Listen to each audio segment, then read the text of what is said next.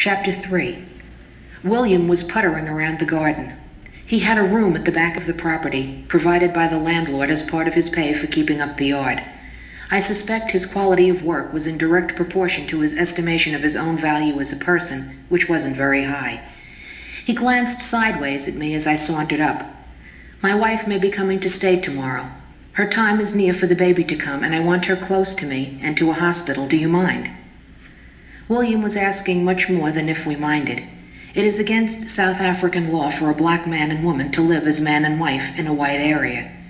They might begin to believe they belonged there. The police raided servants' quarters periodically to be sure no illegal natives were on the premises. If a man's wife was found with him, she could go to jail, and the occupants of the White House could be fined 50 rand for harboring people unnecessary to the area. "William, I'm glad she is coming. We will help watch out for her." One night, not long afterwards, Dick and I were awakened by a sharp, insistent knock.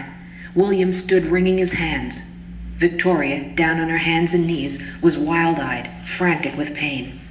"Get her on the bed," said Dick. "I'll call the ambulance." He and William, feeling their part of the job was over, disappeared into the living room. Victoria was beyond reason. She grabbed me around the neck and seemed quite capable of strangling me. "Victoria, let go and listen to me," I shouted.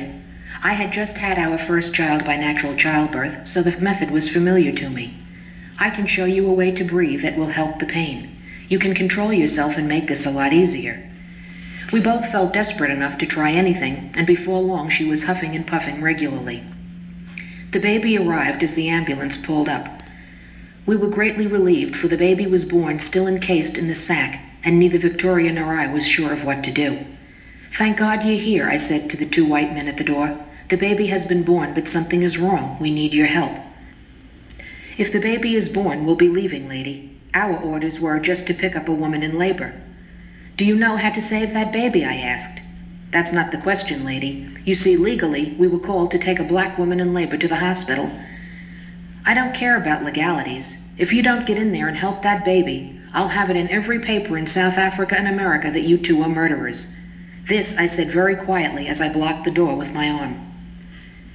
Once the baby was out of danger, the men agreed to take Victoria and the baby to the hospital where the cord would be cut, as they did not see this as their responsibility.